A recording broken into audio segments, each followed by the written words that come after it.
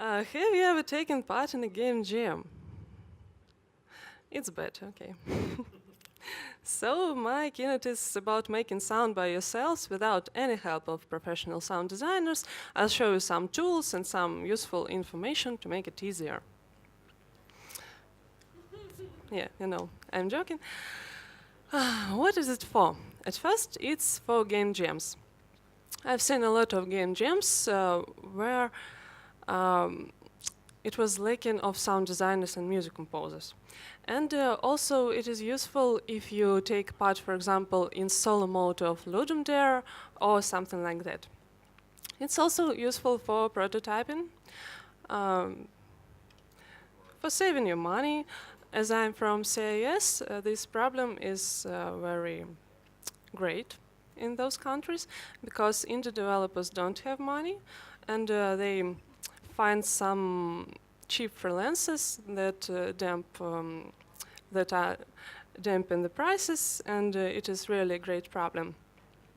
Or those indie developers try to make sound themselves, and it is not very qualified work, so they have not very good sound in their games. Okay, and it is also very useful to become a superhuman. Do you want to become a superhuman? Of course. Where should we begin? If we are prototyping, we should begin with the part we need most, because it usually means that we need some sound effects to make the gameplay come to life. For example, if we have some battle prototype, we need to make all those sounds of, I don't know, guns and on and on. And maybe some footsteps. Also, anything else, we should begin with music. But in case if we use some audio middleware, this problem doesn't exist for us. How to make your game sound? At first, you can download your sounds for free from such sites as FreeSound, Subsplat, or some others. You also can buy them at the stocks. Those sounds are not so exclusive because everyone else can buy them and use them. Also, you can use the stores where the libraries are sold, something like Sound Effect, Boom Library, and others. There is also a tip that those stores make huge giveaways on some holidays or just giveaways. There are some bundles with very great sounds, which you can take for free. And also you can create the sounds yourself. Yeah, if you use free sounds and stocks, it is very useful to use audio at least 16 to 44 wave format and stereo. Yeah. The sounds are to be identical in quality, and if that's impossible, you can use different converters. For example, I use Hutec because it's free and there are a lot of formats, and it don't distort the sounds. Yeah. If you use free sounds and stocks, you should pay attention to the licensing. There are 4 types of licensing you can find at the stocks and SFX selling sites. The first type is 0, Creative Commons 0. You can do anything with the sounds. The only restricted thing is to pretend an author of those SFXs. The second is attribution. It is the same as 0, but you are to put the author's name to titles. It is not very good when you, for example, have 50 different sounds from 50 different people, so you should have great titles with a lot of names. It is not very convenient. The third type is attribution non-commercial. It's the same as attribution, but you cannot use the sounds in commercial projects. If you sell your game, then it's not for you. And the last is sampling plus. It's same as attribution non-commercial, but you cannot use it. You cannot use the sound in promo materials, any teasers, trailers, advertisement, if your project is commercial. If it is a student's project or non-commercial, you can use everything. Of course, you can create the sound yourself. You can use 8-bit online digital audio workstations or noise generations or Foley recording. The term of Foley comes from the name of a real person, Jack Donovan Foley, that has become the first Foley artist in the world. He was just here. Hey, Harry. I'm glad that you came. Yeah. He was just a hero of a moment when the silent movie era ended. And also there are some specialized applications for mobile devices. I'll talk about it later. I have some blah blah in my conspect. It's written like blah blah. Okay. There are some 8-bit online digital audio workstations and synthesizers for music and for sound effects. In fact, this Pulse Boy, for example, can be used also for sound effects. And my second slide is about the picture of chip tone. Okay. Here we can find that we can generate different types of the sounds. Okay, for example, Cohen, the boom, jump, and so on and on. We can change its waveform. We can change its frequency, its pitch, amplitude. We can add some processing effects like tremolo, ring modulator, vibrator, and so on. And we also have the very interesting button called randomize. It helps us to make the sounds that we couldn't imagine. The second slide is about the video. Yeah. Here I try to show you how it is made. This is the Cohen sound. So on. And then I try to change the music sound. Oh, the losing sound. I'm sorry. Different times. It's randomized, you see. Different sounds. Added some delay. Some wah-wah. So it became spacey. Yeah. So it's very funny, you know. Not very useful, but funny. It's Pulse Boy. You can use your own keyboard to make the sound. It's like a tracker. Do you know music trackers from 19 years? You can record the music, add some effects to every track, and play the 8-bit melody. There is also an BFXR for the sound effects, and it has retro design for those who like retro designs. Yeah, there are also some noise generators, but they are not for everyday use for game developers because, for example, my noise, this first site, uses samples that were recorded by people. They went to some, I don't know, they went for a walk with a microphone and recorded some sounds, so they have all the rights for these sounds, and you can't use those sounds in your game. Then Ambient Mixer uses the most harsh license from all, so you can't you can't use those sounds even in the trailers, in advertisement for a game. So this is not very useful. And this third site, I don't remember what license does it have, but it's very funny. Here you can generate everything, including human voice, and it also uses Google Translator samples.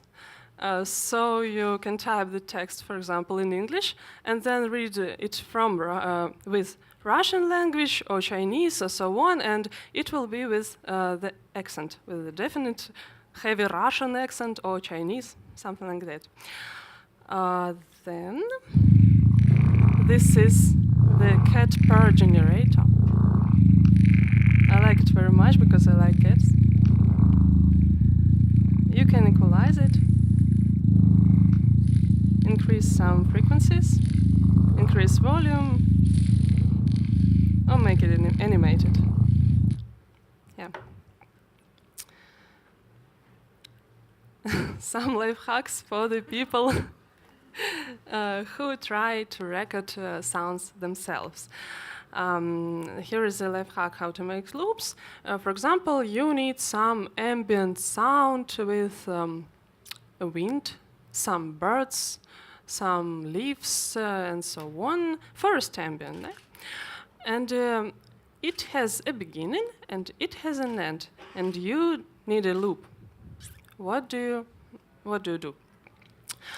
You should cut it in the middle or somewhere else and put the second part before the first. Then you should make a small crossfade, so you have a loop. There are some tips for recording. You can create every sound using your voice. There are some great games using the techniques, for example, Samuro 3 or Botanicula. Yeah. And you can use your mobile phone to record sounds around you. Yeah. You can use the poly technique. It's recording of things at hand. Here is the great list of the ideas, but beside the ideas you can find on the internet, there is also a place for imagination in sound design. For example, my favorite imagination-proven exercises are to look at the object and imagine how should it sound in different settings and styles. For example, we have, I don't know, a pen. Now it's an ordinary pen. We can use it into some, I don't know, game about office characters like Stanley Parable, yeah, with such sound. Then we should change the sound to some cartoonish when we make a game about pens, Candy Crush saga type, yeah. Then if we have some, I don't know, sci-fi game, sci-fi RPG, yeah, we should also change the sound so it should have some additional sounds, some additional high-pitched sounds, and so on. The second of my favorite exercises is to listen to the sound and to guess what is it like, what is it similar to. The classic examples are like sound designers and Foley artists use flour to simulate the crunching snow. And they use plastic packages to simulate the ice cracking, for example. Celery to imitate bone crashing and so on. You also can listen to the music, for example, when you are going for a walk, when you're riding a car, going shopping, and imagine the most unexpected gameplay, but which can be approached to this music. Unexpected, but still suitable. It can improve your imagination a lot. Yeah. Then about about applications for mobile devices. While I came to a game jam to Tallinn this autumn. I was a mentor on audio, so I had a small keynote, and then I just had to talk to the teams, and then I had a lot of spare time. And all the other mentors also had a lot of spare time. So we got bored, and we just tried to make ourselves a new game. And I used my iPad. I used GarageBand sampler and the cat piano that produces some pitched meows. It was very funny, and I created beautiful music. Yeah, I'm great. And some sound effects. I recorded some sound effects with my phone, and our game became alive. Well, so I used only my iPad. There are also simple digital audio workstation like Audacity. It's an open source digital audio workstation. It can edit MP3s and waves. It can even connect VST plugins, and you can do sound layering as a real sound designer. And be proud of yourself. Yeah.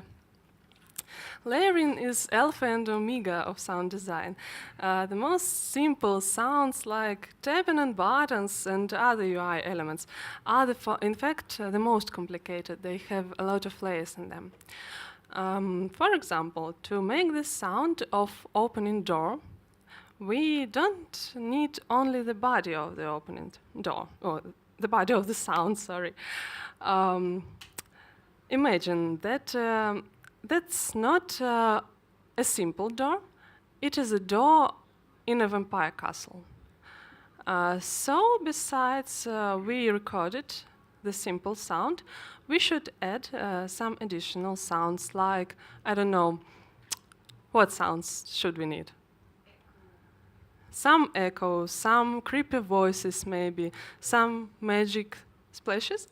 Scratches, yeah, and so on and on. And all those sounds would be on different tracks, and they would be different layers. That's layering. And in fact, we'll have a great complicated sound at the end. There are also some processing effects. They are for professional sound designers, but you could also use them if you know how. I'll tell you about it. For example, we can use equalization to make the sound heavier, lighter, bigger, or smaller.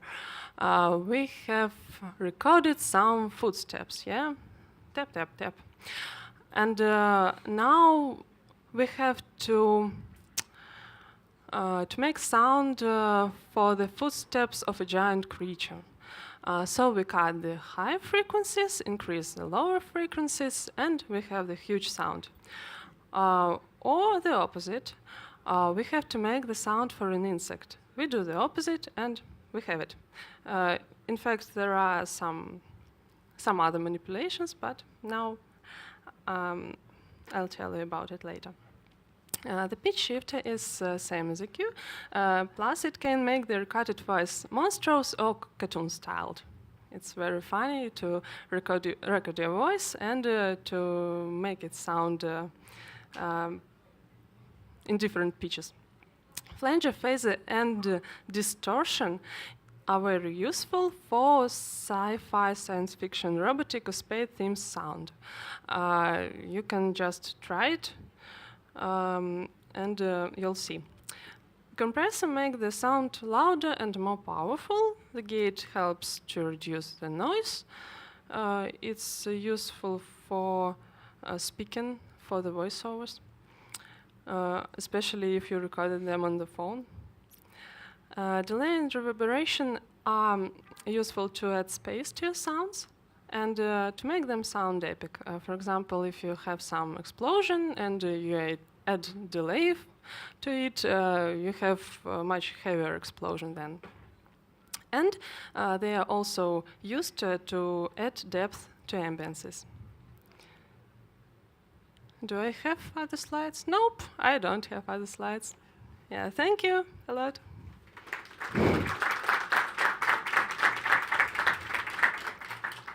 Do you have any questions? Oh. Yeah. Hello? Yeah? Yeah. Okay. Thank you, Ari. Not Ari. Thank you. I already switched to the.